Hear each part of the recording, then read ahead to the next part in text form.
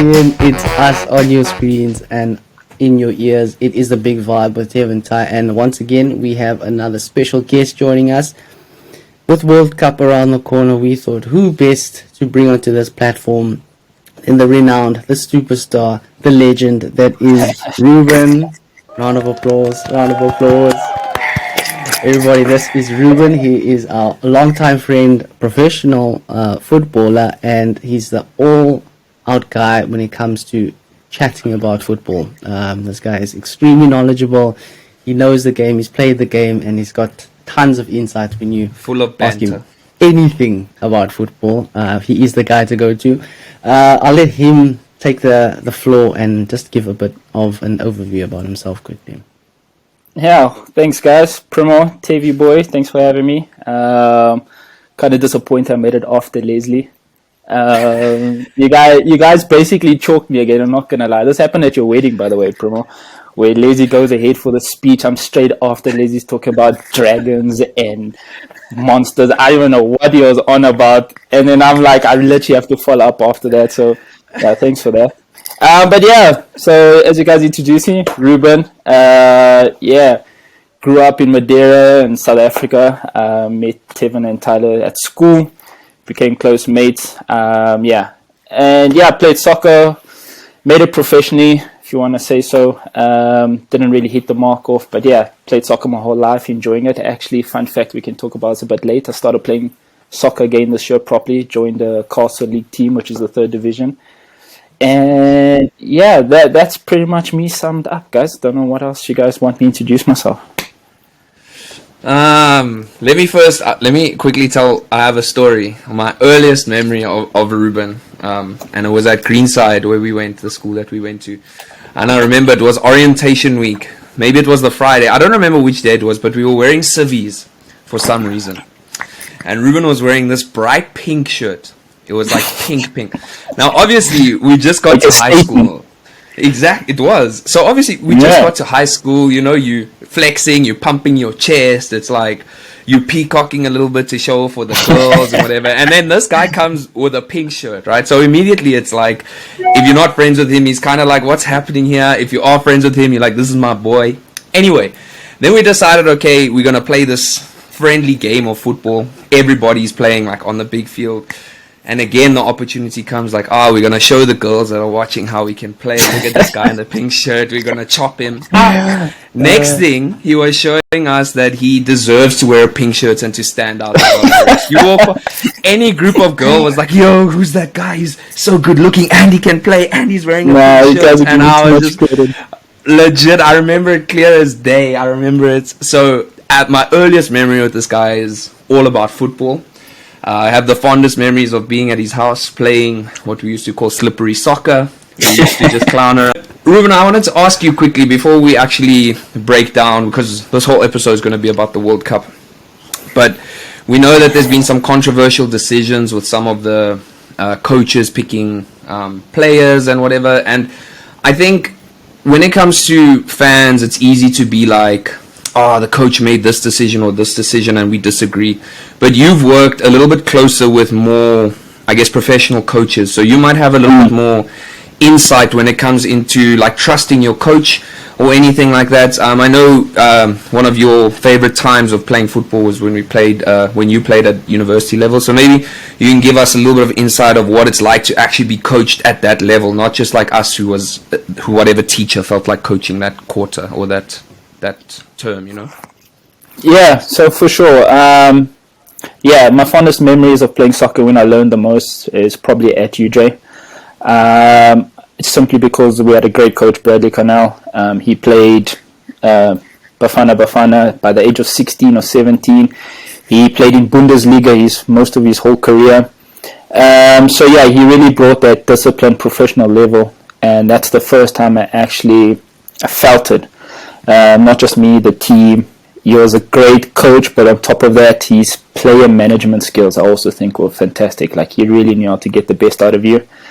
I think he was absolutely brilliant. We accomplished a lot under him. We actually did really well. I think we had an immense squad.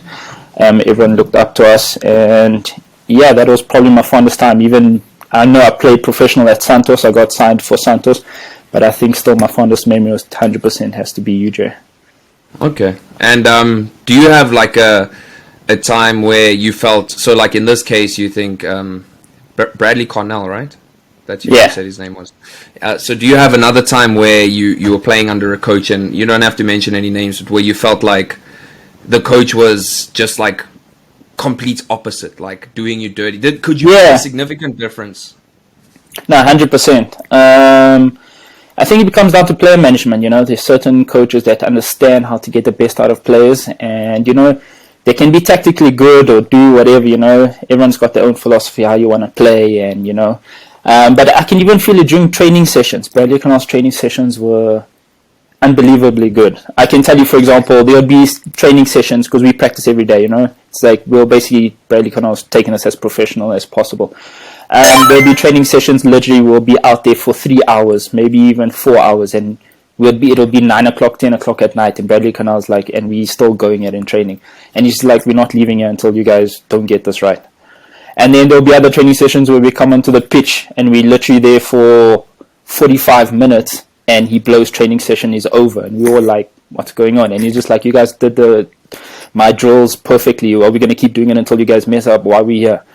So that's the type of drills. And then, professional level, let me just give you an insight. So I started at UJ, got a bursary at UJ, and, you know, we started off and it was great. Also had a great coach at the time, great teammate. But then small things that Bradley instilled, like when Bradley came, we each had our own lock in the change room. Like before, you just used to grab your kit off the floor, whatever, and you just sit wherever and you change. So he instilled you each had your own locker.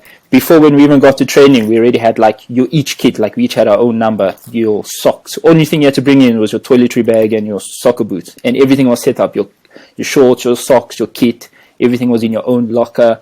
And then uniform, like you started instilling that, like we all look the same, we get the same tracksuits, etc. Small things like that. It just changes your mindset slowly, you know, to becoming like, okay, shit, we're becoming professional. And that's what one of the great things Bradley, I think, instilled very from the start. Oh no, that's amazing. Yeah, the fact that you get a taste of what it is like at the professional level. I mean, we see it in your Sky Sports, your Super Sports, whatever it is, the coverage of players entering a locker room or a stadium on game day. They're all in either a tracksuit or a suit. They have they set up in the locker room. Even in the locker room sometimes. Exactly. Yes. So the fact that he's installed that in you guys and shown you exactly what the next route is or the next step in the career. Working towards. Yeah. Exactly. That's amazing. And that's just one small thing, but we did a lot of things. Like we even had video sessions. Like he used to record our games, and like we used to all go into one day instead of practice, or before practice session we sit inside and we watch on a projector, and he tells like us of your opponents or of yourself or both. Both. There was times because Varsity Cup. That's my fondest moment. Varsity Cup. We can touch on that as well. But yeah, like Varsity Cup was played on TV, so we actually had a lot of footage of other teams, of ourselves. And legit, we used to sit and watch video sessions before the games, our opponents, not on the day, like during the week or 2 weeks ahead, and he would mark out like who's their most dangerous player, what type of set pieces they did. That's the nitty gritty that Bradley Connell used to go into. And you felt the differences of that, like on the field, like when you, let's say, as an attacker, you knew, okay, this left back is not so good on his right foot. Did you feel that in the moment? Yeah, no, definitely. Like we would notice, like maybe their weak spot was on the wings, and so let's push more towards the wings, or maybe they struggled central, or maybe they struggled long balls. We never tried to change the way we played. That was one thing Bradley hated. We'll stick to the way we played, which was quick football, possession, transition play. That was Bradley's thing. So we never tried to deviate, but we definitely tried target maybe certain player or two that we knew that they were weaker than the rest, or maybe their most dangerous player, like make sure that he's man marked at all times. Exactly, yeah. No, mostly set pieces. We used to also do a lot of set pieces, see where they struggle at, if it was near post, short balls, whatever the situation is. Yeah. Okay. No, that's really epic. And I mean, I think my last question on this would be, did it live up to the billing? I mean, a lot of us always aspire to play professionally? You say, yeah, one day I just want to play football, man. Get paid to play. As the ultimate goal. I Yeah. play, you literally get paid for this. You go in with your teammates, you home and away games, you travel with your guys. You guys build this really close-knit bond with your mates. And did it live up to that? Coming from what you thought it would be versus what you... No, 100%. I think I wouldn't have changed it, especially with the UJ guys. Like I said, we felt proper professionals. We were sleeping at hotels, catching planes, buses. It lived up to it. Like, you build this bond with your teammates that you can't really explain it, because we're all enjoying the same moment. We're having the same feelings. We're all passionate about soccer. That's why we're all there. So yeah, I really can't describe it much, but it was amazing to share that with the guys. Some of them I'm still close with, and even today, it's probably like 8 years later, I would say, and if we still meet up to have a drink or whatever, we still talk about the UJ days, and we're like, listen, that time was epic. Wish we could go back.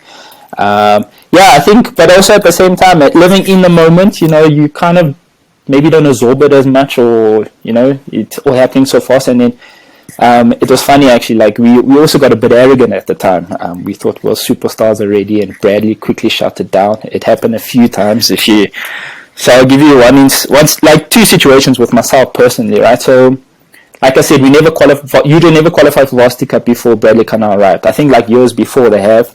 But yeah, when I was there, we didn't qualify, because you have to like qualify for Varsity Cup. You don't just make Varsity Cup. So yeah, Bradley arrived.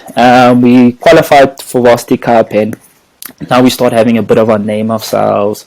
We're walking through campus, people recognize you, and so you start walking with a bit of a bounce in school, like at varsity, like so I remember Varsity Cup was approaching, right, and everyone was so focused on Varsity Cup. But you must remember, when we're playing for UJ, you play for the Castle League, you play Varsity Cup, sometimes you still have to play USAs, which is for the following year, so there's a lot of games, right? So when Varsity Cup was coming, like, maybe everyone is scared to get injured, and maybe a motivation. Everyone's looking for Varsity Cup. It's going to be played on TV. You're going to be sleeping in hotels. You'll be doing that. So it happened with me. I think I got caught up in the moment where, when I was playing Castle League, like, I don't know if my motivation wasn't there, but I was slacking. My game was dropping. And I remember, I think Varsity Cup was starting in a week or two. I'm not joking. And we were playing actually in Soweto, the Nike Center. And I remember him coming to me, and he like grabbed me around the shoulders, like, let's go talk. So, okay, what's up? Then he tells me, like, listen, I don't know what's been happening to you this last like couple of weeks, but if you dropped your standards, like, if you don't pick up your socks, I don't know if you're going to be starting in Varsity Cup. And I was like, damn, like, that hit me. So he's like, you got this game to prove yourself, like, Varsity Cup is literally in a week or something, so, pick up your socks, because otherwise you won't be starting. I'm telling you that now. And I'm not trying to burst my ego, but I used to think I was just like the main man, I was like, what? I'm not going to be starting. So yeah, I won't lie, that game, I think I caught a wake-up call, and I had a brilliant game. He even came to me and stuff. So that's the type of coach Bradley was, right? He was really paid attention to detail. He made you let you know if you weren't up to scratch, but it wasn't in like a bad way. He wouldn't like just... He knew the talent or quality each one had of us, and he'll try to get the best. He wouldn't just be like, okay. So any other coach, I'm assuming, or probably would have just let me play, and maybe I would have stepped up because it was Varsity Cup, or maybe I was still in the bad habit, or maybe they would have just left me on the bench, and then my whole confidence probably would have been shattered one way or the other. Yeah.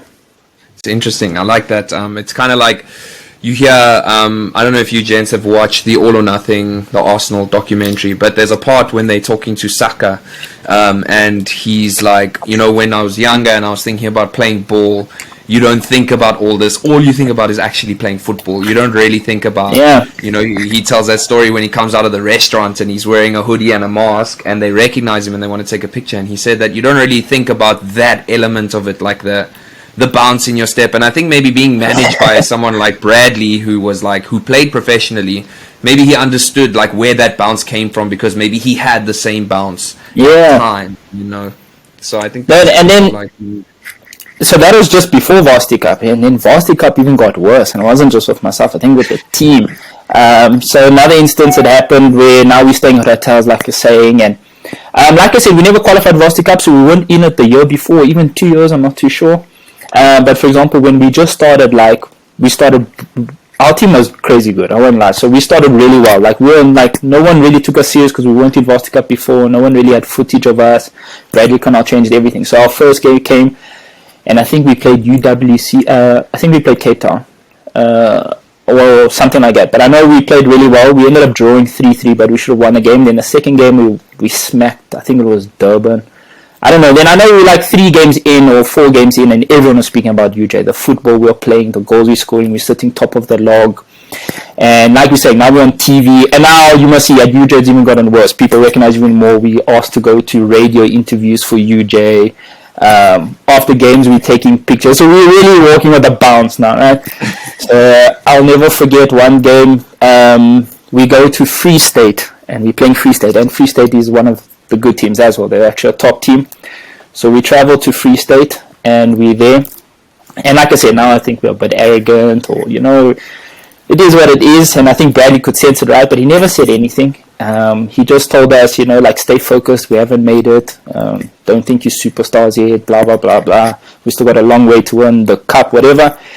And then, yeah, we've played Free State, and we went 1-0 down, and we got a red card in the first half. And Free State were buzzing, like they were knocking the ball. We couldn't even touch the ball. It was that bad. And after we got the red card, it was even worse, as you can imagine. So I'll never forget, at halftime we 10 men down, 1-0 down as well, and we even thinking like we're gonna get hammered second half. There's nothing we can do. And I'll never forget, we all sitting. Bradley comes inside, and he swears us, and he tells everyone to just keep quiet. Everyone must just sit down, shut up. They don't hear anything from no one. And he's like red at this time, because he's like this white guy. He's red, and his voice has changed. He digs in his pocket, and he takes out these little sugar bags. You remember the sugar that have like saying on them? They have like certain... Bullets. Hewlett. Yeah. So he takes out one of those, and he throws it at one of our players. I'll never forget, it was Isaac. He threw it. He hit Isaac in the chest, and he's like, Isaac, read that out loud. I can't remember what the thing said, but it was something like, I can't remember word for word or what it was about, but it was something like, he was basically implied, don't let arrogance get inside, like, into your head. You haven't achieved anything yet, so go out there, fight for it, something like that. So then we read out, and we were just standing there, and he starts swearing us again, and he's like, you guys, just because it's been 4 games, you think you're superstars, and he's going at us, and we're all just like, we're like stunned. And then he literally looks at us, and he's like being dead, and he's like, I don't care what you guys do. I don't care that it's 10. You guys are down to 10 men, 1-0 down. I am not leaving Free State without a point. And he's swearing us. He's like, you guys go out there, and you better run your asses off and do everything you guys can, because I'm not leaving this Free State without a point. So that was the thing. And he just walked off the change room. And then, yeah, the captain at the time, I think it was Luwazi or whatever, we just rallied up. Like, we were there in the change room. He had left already. And then we were just like, guys, like, this is not it. Like, let's do something. Yeah, so that's the type of coach. And yeah, we actually went out. We ended up drawing 2-2. We had a crazy game second half. Actually, that game I picked up man of the match. But yeah, that's the type of coach. Big check. Yeah, that's the big check. So that's the type of coach Bradley was. He was literally like that. Oh, that's dope. yeah. No, he's incredible, man. And I hope that all of this insight into the game, I hope it also was used at. It's kind of like something what Bafana needed, and I hope that there was some parts of this kind of instilled in Bafana back in those glory days. I know he played early 2000s, mid 2000s with the national team, so I hope that mentality, he was a part of the kind of like the voices in the change rooms that got people Hyped up. Exactly. I mean, it sounds like an incredible guy, and I hope that he continues to push boundaries. I think he was coaching in MLS not too long ago. Or if he's still coaching. So after UJ, he went to Free State Stars. After Free State Stars, he went to Pirates. And then from Pirates, he went all the way to MLS. He went to New York Red Bulls. I don't think currently he's there. I think he's coaching a different team in the States. I'm not even sure if it's still MLS, but I know he was with the New York Red Bulls. St. Louis City. Yeah. But before that he was with New York Red Bulls for 2 or 3 seasons. Yeah. Okay. So it just shows, the kind of caliber that we're working with, and it's nice to see that he's brought that into the university system. So big credit to my man 100%. Bradley Cornell, man. I hope you continue to inspire players everywhere you go. Yeah, that's it. Send this episode to him, Primo. Funny enough, we still in a group with the UJ guys, and he's in there. Like when he became head coach of MLS, we all messaged in that group, and he thanked us. Like, we still all have his number. So you know where you're dropping the link to episode 10. Man. Yeah, Straight in there. Hey, yo, boys, listen to the reminiscing about what happened at the Varsity Cup. It's honestly so awesome.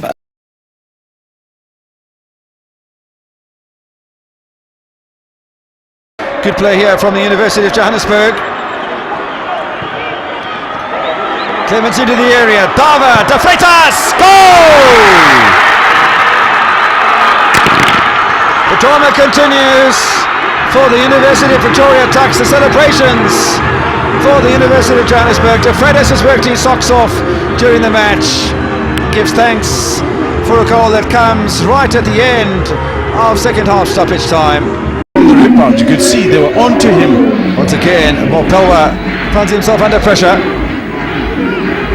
De Freitas, plenty of space for De Freitas, and he'll score as he did against the University of Pretoria Tucks 2 weeks ago.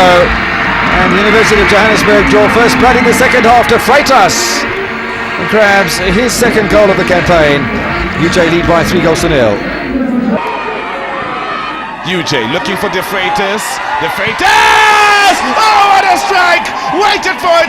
It's set up for him, and that's his second in varsity football. UJ take the lead. De Freitas the man again. It falls perfectly for him. He has time for the ball to drop.